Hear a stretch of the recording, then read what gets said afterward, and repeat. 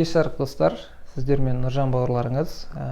Бүгін кішкене нестандартный видео болғалы жатыр. Өйткені біз сіздермен бір өте маңызды теманы бастағымыз келіп отыр. Ол мошенничество. Жалпы енді мошенничествоны алатын болсақ, ол бұрын, допустим, телефонмен алдады адамдарды. Бір-біріне, допустим, хабарласып, әке-шешеңізге хабарласып, балаңыз бір жерге түсіп қалды, срочно ақша керек деген сияқты. Или банктан звондап, якобы сотрудник болып представляться етіп, сіздің непонятный перевод болғалы жатыр, пароліңізді айтып жіберіңіз, анау-мынау деген сияқты. Оның бәрі мошенничество ғой. И тура сол сияқты криптода да, инвестицияда да, фондовый нарық болсын, акция болсын, бүкіл жерде осы мошенниктер қазір технология дамығанымен тоже бірге олар да дамып жатыр. Возможно, олар даже біздің мемлекетте отырған жоқ, басқа бір мемлекетте болуы мүмкін. Даже түрмеде отырған адамдар да болуы мүмкін. Просто тіл байлығы мол, адамдың психологиясын жақсы зерттеп алған адамдар и спокойно өздерінің жұмыстарын деп айтуға болады, жұмыстарын атқарып жатыр. Мен енді осы видеомен біздің Қазақстандағы бауырларымызды, сіңіл қарындас апайларымызды қорғағым келіп отыр да. Бір жағынан сақтанғанды сақтайды дейді. Сол сияқты осы жерде мысалы инвестиция деп жазатын болсаңыз, трейдинг туралы іздейтін болсаңыз, сізге телефоныңызға, компьютеріңізға әртүрлі рекламалар шығып отырады. Мысалы, мына инвестиционный мошенничествоны алатын болсақ, оны өзі 3 этапқа бөлуге болады. Мысалы, сіз просто YouTube'да видео көріп жатасыз, и сізге басында или астында любой бір жерде реклама шығуы мүмкін. Қазір ондай рекламалар көбейіп кетті, өйткені енді көп адамның интересі оянды инвестицияға. Ол жаман емес, ол жақсы, болашағын ойлау, былай инвестициямен ары қарай ертең үлкен табысқа жету ол мүмкін нәрсе. Бірақ жаңадан кірген адам ақ пен қараны бұл салада ажырата алмайды.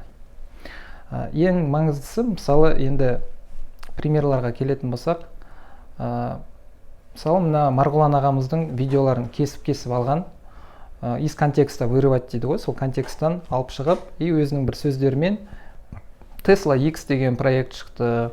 Ол жерде, допустим, сіз Теслаға Марғұлан ағамыз бірге қосылып, олар инвестиционный фонд жасап, қазақстандықтарға көмектесіп жатыр деген сияқты әртүрлі платформаларда реклама жасайды.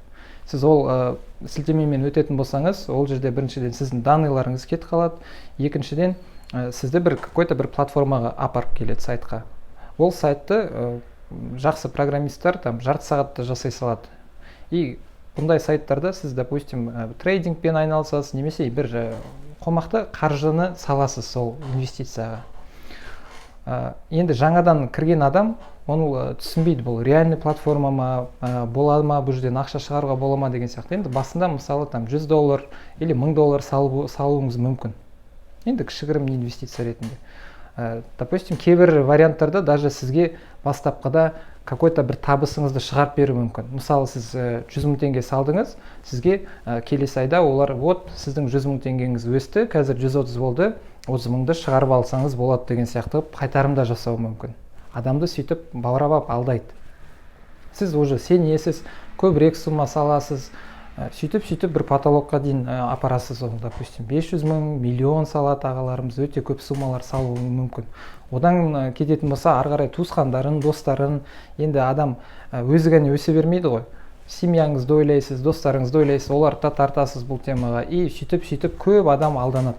Қазір көріп жатсаңыз, осындай темалармен алданып қалған адамдар бір-бірімен араласпай жатқан ағайындылар да бар, әртүрлі семьяларда неше түрлі ұрыстар осыдан да шығып жатқан жағдайлар бар.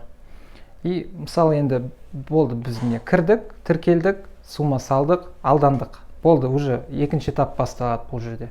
Біз мысалы 1 миллион теңге салдық, уже ақшаны шығарыңыз келіп отыр. Бірақ сізде выводтың кнопкасы болмауы мүмкін.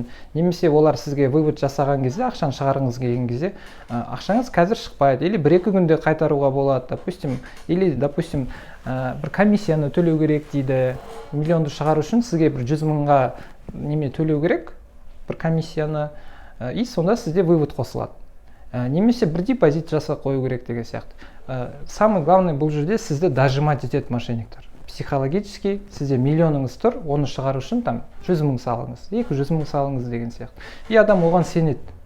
Өйткені адамның ойы, психологиясы, сіз ол ақшаны жоғалтып алдым деп ойламайсыз, ол сізде счетыңызда әлі жатыр деп ойлайсыз. Мен оны қайтарып алу үшін ол 100 мың көп ақша сияқты көрінбейді. Тағы да біреуге қарызға шығасыз, может зарплатаңыз саласыз или кредитқа кіресіз. Енді схемалар әртүрлі. Может даже өздері сізде әртүрлі жерден бұл ақшаны сізге немелерді ақшаны тауып алу үшін бір себептерді өздері де айтуы мүмкін. В общем, алдандыңыз. Болды, ақша жоқ. Осы жерде сіз уже оларға хабарласасыз, олар сізді игнорить етеді, сообщениеңізге жауап бермейді, болды, номерларыңызды бәрін блоктап тастайды, болды, жоқ болып кетті. Біраз уақыт өтеді. Бұл мошенниктардың өздерінің базалары болады. Қанша адам алданды, каждый адамның списоктары бар оларда. Олар қайтаран бір аптадан кейін болуы мүмкін, бір айдан кейін болуы мүмкін, бір-екі айдан кейін болуы мүмкін, сізге қайтаран хабарласады. Уже басқа компанияның атынан бұл екінші этап, как юрист ретінде. Или сізге ютубта, инстаграмда бір реклама шығуы мүмкін. Вас обманули мошенники, мы юридическая компания деген сияқты бүкіл мемлекеттерде жұмыс істейміз и өте көп там адамдардың ақшасын қайтарып беруге көмектесеміз деген сияқты, и сөйтіп адам тағы да байланады. Сіз уже там 1,5 миллион теңгеңіз салып жердіңіз и оны қайтарып алғыңыз келеді. Адам бұл стадияда да әлі сенбейтін адамдар болады. Менің ақшам әлі бар, просто мен өзім білімім жетпегеннен кейін мен оны шығара алмай жатырмын деп ойлайды. Енді надеждасы кетпейді адамның сенімі. И сол жерде юристтар сізге уже әртүрлі документтарды жібереді, лицензияларын жібереді. Біз там Англияда ашылғанбыз, там Сауд Аравиясында ашылғанбыз, неше түрлі әңгімені жаза береді. Сізге қандай нәрсені естігісі келеді адам, сол нәрсені айтады олар. И бұл жерде сіз оларға да сенесіз. Олар айтады, сіздің ақшаңыз, допустим, биткоинда жатыр, или бір какой-то валютада жатыр, или бір счетта жатыр, и біз оны сізге қайтарып бере аламыз дейді. Оны қайтару үшін сізге, допустим, не криптомен, не бір валютамен тағы да төлем жасау керек. Юридический компанияның атына. Какой-то бір комиссияны төлеу үшін, любой бір себеп табады да, адамға ыңғайлы қылдырып. И соны жасап береді. Сіз сол жерден тағы да төлейсіз. Ол 200 мың болуы мүмкін. Допустим, сізде соңғы салған сумаңыз 5 миллион болса, сізде миллион сұрауы мүмкін. Сіздің кіргізген ақшаңыз 300 мың болса, сізге там 20 мың, 30 мың, 50 мың деп айтуы мүмкін. Сіздің салған сумаңызға байланысты. Өйткені олар бір балықты қармақта ұстап тұрғандай тартып ана жіпті өзіп алуына қорқады. Ол бәрі психология, именно мошенниктардың. И бұл жерде адам тағы да алданады. Болды, екінші рет алдандыңыз, тағы да салдыңыз, юристтар ақшаңызды алып алды, бірдеңке деп жауап берді, и в итоге ол да жоқ.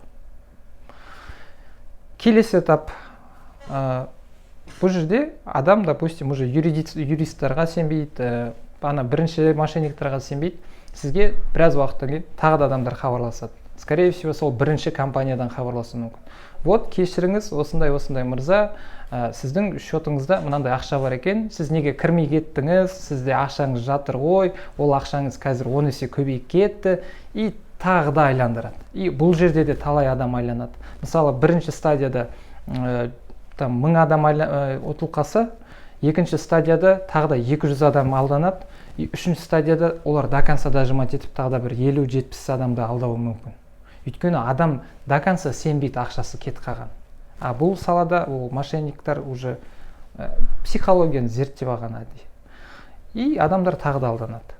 Қазір нарықта өте көп болып кетті. YouTube, Instagram'ды қарасаңыз, Марғұлан ағамыздың видеоларын кесіп алады.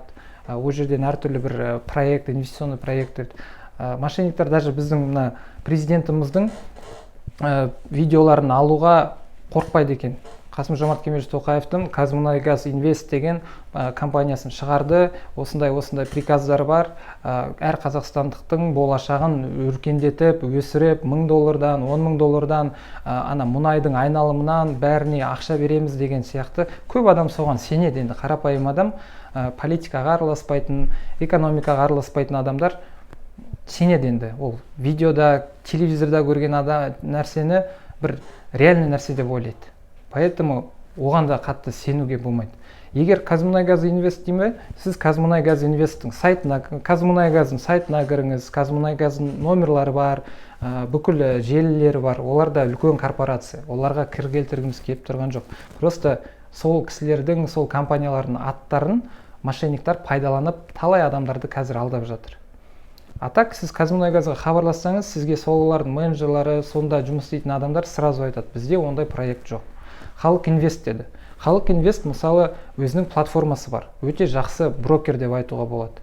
Бірақ қазір интернетте жүрген мошенниктер өте көп, именно сол существующий платформаны алып копиясын жасап алдауы мүмкін. Егер сіз банктермен, брокерлармен, фондовый нарықта акциямен айналысқыңыз келсе, реально банкқа тірідей өзіңіз барыңыз. Ол жерде брокерлар болады, менеджерлар болады, сізге толықтай көмектеседі, қалай ол приложениемен қолдану керек, қандай налогтары бар, қандай кнопкалары, қалай жалпы бұны жасауға болатын. Ал мошенниктер просто сіз, допустим, сол халық инвесттің сілтемесімен өттіңіз YouTube'тан, анан ашатын болсаңыз, домендары, сайттары басқа компаниянікі, мүлдем басқа компаниянікі. Ішіне кіресіз, міне қазір, допустим, 100 мың теңге, 300 мың теңге салыңыз, и ай сайын сізге 30% береді дейді. Ол 30% беретін болса, неге сол банк мысалы депозит ретінде, кредит ретінде, депозит ретінде мысалы 13%-ден бүкіл банктарда бірдей примерно депозиттің ставкалары. Онда неге сол жерден бере бермейді? Жалпы ешкім сізге ештеңке істемеген үшін просто ақшаңызды салып қойып, ештеңке істемеу деген жерден мысалы 30%, 40%, 100% табысты ешкім сізге бере алмайды. Жалпы біздің мына сабақтарымызда да, трейдинг, инвестицияда біз адамдарға әртүрлі платформаларды үйреткен кезде түсіндіреміз. Вот сіз салдыңыз, бірақ сіз білесіз ақшаңыз қайда жатыр, не үшін өсіп жатыр, қалай өсіп жатыр, қандай алу керек, қай кезде сату керек деген сияқты. А бұл жерде сіз ештеңке істемейсіз дейді. Адамның ең анандай жалқаулығына қарастырғанда енді бұл салада мошенниктер ең адамның осалдығын пайдаланады. Адамның ақпараты жоқ екенін пайдаланады. И психология жағынан сіздің мысалы қазір қиын жағдайда болғаныңызды біле тұра соған басады. Сол үшін оған да қатты енді өте көп мынандай мошеннический схемаларға алданып қалмауға тырысу керек сізге. Тағы да ала беретін болсақ, мысалы Tesla X дейді, Илон Масктың видеоларын шығарады, выступленияларын. Ол жерде өте көп миллиондаған компаниялардың сіз инвесторы бола аласыз деген сияқты. Егер сіз Тесланың акциясын алғыңыз келсе, реально фондовый нарықта брокерларға барып, мысалы Freedom Finance бар, Жусан Инвест бар, Халық Инвесттің өзінің приложениялары бар, тағы не бар, БЦК-нікі бар, мысалы біздің официальный Қазақстандағы брокерлар. Мына Кассе деген біздің не бар, фонд бар, как не сияқты, Америкадағы мына үлкен NASDAQ сияқты биржалар, бізде Кассе деген биржа бар. Ол жерде біздің өзіміздің мемлекеттегі корпорациялардың акцияларын тікелей алуға болады. Брокерский счет ашып, налог төлеп, кәдімгідей. Егер қызық болса инвестиция, сол жақпен жұмыс істесеңіз болады. Бірақ былай интернеттан, ютубтан кіріп, бір рекламамен кіріп, какой-то непонятный платформаларды көрсетіп, мынан басасыз деген сияқты. Ол жерде өте көп сумманы алданып жоғалтып алуыңыз мүмкін. Одан кейін үйтіп алдан қалған адамның көзқарасы инвестицияға полностью жоқ болады. И адам өзіне бұл нәрсені жауып тастайды навсегда. А бұл нәрсені жабуға болмайды, өйткені инвестиция деген мына шет мемлекеттерді алатын болсақ, шет елдегі көп адам жастығынан инвестор болады. Ал бізде мысалы инвестор деп айтатын болсақ, сразу көз алдымызға 50-60-тағы ағамыз елестеледі, үлкен бір акциялармен айналысатын деген сияқты. Оны жастығынан қазір уже дамыту керек, өйткені біздің мемлекетіміз қазір именно осындай уақытта, осындай технологияның дамыған заманында ол құралдардың бәрін қолдану керек. Ал енді достар, біздің видеомыздың екінші бөлімі деп айтуға болады. Криптаның аясындағы мошенниктер. Бұл жақта да өте көп мошенниктер бар, өйткені криптамен де қызығып жүрген өте көп адамдар бар. Фондовый нарық пен акцияда тоже табысқа шығуға болады, бірақ криптовалютада волатильность жоғары и сіздің мысалы табысыңыз өте көбірек болуы мүмкін. Мысалы традиционный акция мен фондовый нарықты алатын болсақ, ол жерде годовой 10-20% жасап отырса трейдер мен инвесторлар. Ал криптода, допустим, 10-20%-ды бір күнде де жасап отыруға болады. Бірақ енді активный действиялармен, бір определенный стратегияңызбен, әртүрлі тактикамен деген сияқты. И бұл жерде криптамен жұмыс істеген кезде новичоктар өте көп алданады. Өйткені олар біріншіден криптовалютаның қалай жұмыс істейтінін білмейтін адамдар, өте андай под ударом остается бұл жерде. Даже криптомен біраз уақыт жұмыс істеп жатқан адамдар да алданып қалуы мүмкін. Өйткені жаңа проекттар шығуы мүмкін. Жаңа проекттің мысалы фундаментальный анализін жасай алмайтын адамдар просто мне проект шықты, қазір осын сатып алу керек, арзан болған кезде, ертең өскен кезде мен бай кетем деп терең қарамай алданып қалып жатқан адамдар бар. Мысалы нарықта 20 000 криптовалюта бар. Ой, кешірім өтінем, қазір где-то бір 22-23 мың, 20 000-нан асып кетті. И соның каждый бір жақсы проект емес. Арасында мошенниктардың жасаған токендары да бар. Былтыр мысалы ана Кореяның киносы шықты ғой, игра в кальмары деген. Сол игра в кальмарыдың киносы шыққан кезде сәл 1-2 аптадан кейін сол игра в кальмарыдың токені шықты, криптовалютасы. Ешқандай ақпараты болған жоқ, просто ана киноның хайпында өте көп адам сол валютаны сатып алды да, бір күннің ішінде бағасы $2000 дейін өсіп кетті, бірақ ол валютаны ешкім сата алмайды. И там әлем адам алданды сол жерде. Олың бәрі мошенниктер. Өйткені олар алдын ала просто хайповать етіп кетті деуге болады. Сондай да мошенниктер кездесуі мүмкін. Мысалы, әртүрлі мына Telegram канал, Twitterда, Discordта, жалпы мына криптаның аясында өте көп платформалар болады ғой. И сол жерде сізді мысалы личный сообщениемен осы криптамен қызығып жұмыс істеп жатқан кезде, сіз әртүрлі группаларда тұрған кезде мошенниктер да отырады ол группаларда. И бір-бірден адамдарды аңдып шығады. Личкаңызға жазуы мүмкін. Там бауырым, мен, допустим, Великобританиядан маған счетымда ақшам жатыр осындай платформада, мен оны шығара алмай жатырмын. Мен саған биткоин аударып жіберсем, сен оны шығарып бере аласың ба деген сияқты әртүрлі бір примерлар келтіруі мүмкін де бұл жерден. Сіз мысалы білмейсіз, қызығасыз, ол айтады, допустим, менде 1 биткоин жатыр, соның 10%-ын саған берем. Сен соны жасап берсең, былай істеу керек, и сонда сен 10%-ын аласың деген сияқты. Оның бәрі бір мошеннический схема болуы мүмкін. Сіз ол жерде өз аккаунтыңызбен кірдіңіз, болды, аккаунтыңыз кетті. Или ол жерде, допустим, сізге сол биржадан ақшаны шығару үшін, ол сізге аударып жерді, сол биржадан ақшаны шығару үшін сізге, допустим, пополнение жасау керек, депозит жасау керек. А ол депозиттан $100, $500 болуы мүмкін. И сол жерде де алданып қалуыңыз мүмкін. Тағы бір түрі, мысалы, қазір крипто әлемде где-то бір зарегистрированы бір 500 биржадай бар, әртүрлі мемлекеттерден.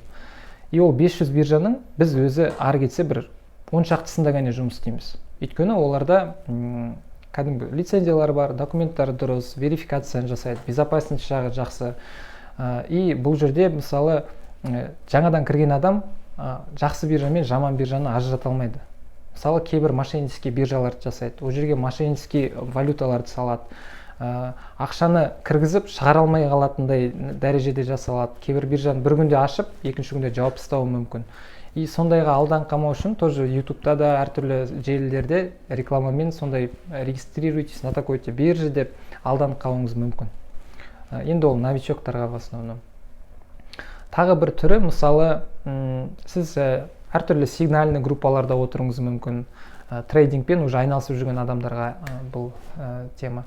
Сіз группаларда отырасыз, сізге сигнал беріп отырады, бәрі жақсы, профитқа шығып жатсыз, табыс тауып жатсыз, и бір күні айтады, вот міне қазір там PancakeSwap'та бір любой бір DEX биржада бір жаңа токен шыққалы жатыр. Ол бір аптадан кейін Binance'ға шығады или Bybit'қа шығады, бір жақсы биржаға шығады деген ақпаратпен сіздерді сол жерде бір жылтып алып и алдап кетуі мүмкін. Сіз ол токенді DEX биржадан, Pancake'тан, там любой бір swap, SushiSwap болсын, любой бір жерден ауыстырып аласыз.